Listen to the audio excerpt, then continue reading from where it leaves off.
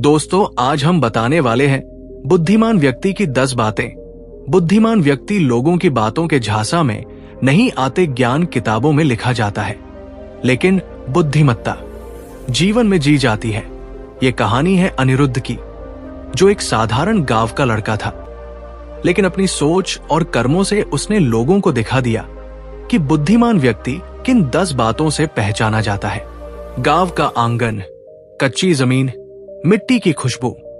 अनिरुद्ध अक्सर दादाजी के पास बैठकर सवाल करता, दादाजी, ये तारे दिन में क्यों नहीं दिखते?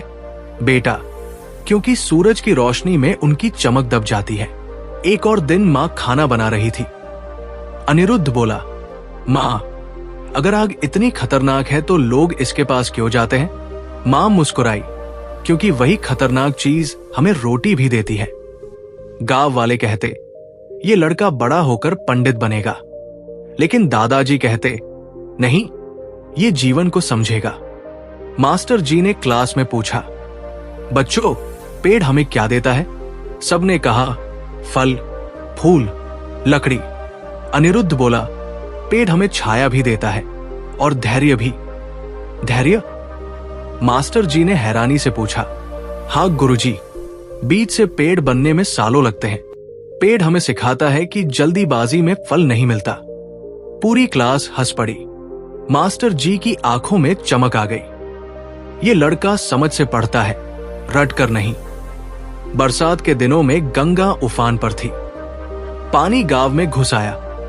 लोग चिल्लाने लगे, बचाओ, सब डूब जाएगा। औरतें बच्चों को छाती से लगाए दौड़ रही थी। बूढ़े अपने घरों को छोड़ने को तैयार नहीं थे। हर तरफ अफरातफरी। 12 साल का अनिरुद्ध छत पर चढ़ गया और चिल्लाया, सब लोग मेरी बात सुनो, पानी और बढ़ेगा। अगर ऐसे ही भागते रहोगे तो डूब जाओगे। पीपल के पेड़ की तरफ चलो, वो ऊंचाई पर है। कोई हंसा, अरे ये बच्चा हमें रास्ता बताएगा। लेकिन तभी एक झोंपड़ी गिर गई और उसमें फंसे आदमी की चीख सुनाई दी। लोगों को एहसास हुआ, अनिरुद्ध सही कह रहा है। गांव के 100 से ज्यादा लोग उस पेड़ पर रात गुजार कर बचे। अगली सुबह सबने उसके पैरों में हाथ जोड़ दिए। बाढ़ के बाद सरकार से मदद आई, लेकिन अनाज और कपड़े कम थे। गांव में झगड़ा शुरू हो गया। कोई बोला, मेरा घर टूटा, मुझे पहले दो।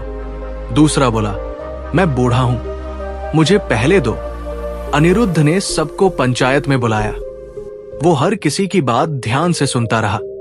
फिर बोला, अगर हम आपस में लड़ेंगे तो ये मदद हमें बचाने की जगह और बांट देगी।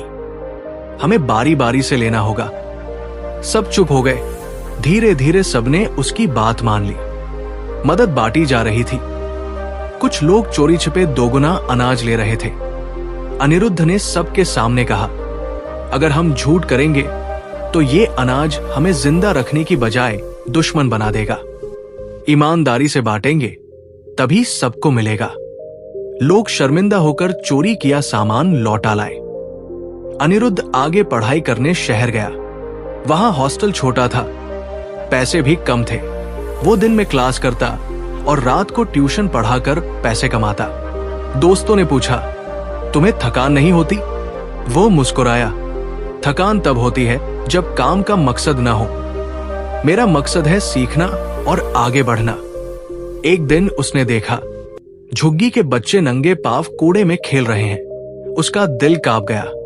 वो बोला, अगर ये बच्चे पढ़ेंगे नहीं तो गरीबी कभी नहीं जाएगी। उसने रोज शाम को उन्हें पढ़ाना शुरू कर दिया। एक बच्चा बोला, भैया, आपको इससे क्या मिलेगा? अनिरुद्ध मुस्कुराया, मुझे तुम्हारी आंखों की चमक मिलेगी, वही सबसे बड़ा इनाम है। दोस्त अक्सर उसे बहकाते, चलो शराब पीते हैं, मस्ती करते हैं। अनिरुद्ध हंसता और कहता, सच्ची मस्ती मन के संतुलन में है, बोतल में नहीं। उसकी ये बात धीरे धीरे कई दोस्तों को भी प्रभावित करने लगी। पढ़ाई पूरी हुई। सबने कहा, अब बड़ी नौकरी कर लो, शहर में रहो।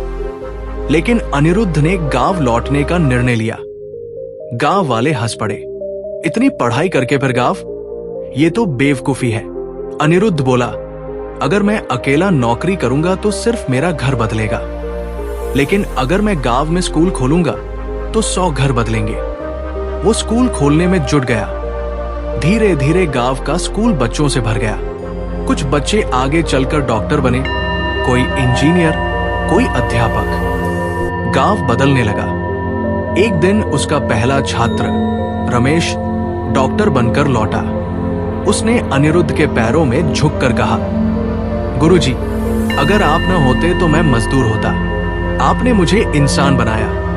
अनिरुद्ध की आंखों में आंसू आ गए, लेकिन उसने बस इतना कहा, मैंने कुछ नहीं किया, सब तुम्हारी मेहनत है। अनिरुद्ध की जीवन यात्रा हमें सिखाती है कि बुद्धिमत्ता केवल ज्ञान में नहीं, बल्कि जिज्ञासा, धैर्य, ईमानदारी, करुणा, संयम और विनम्र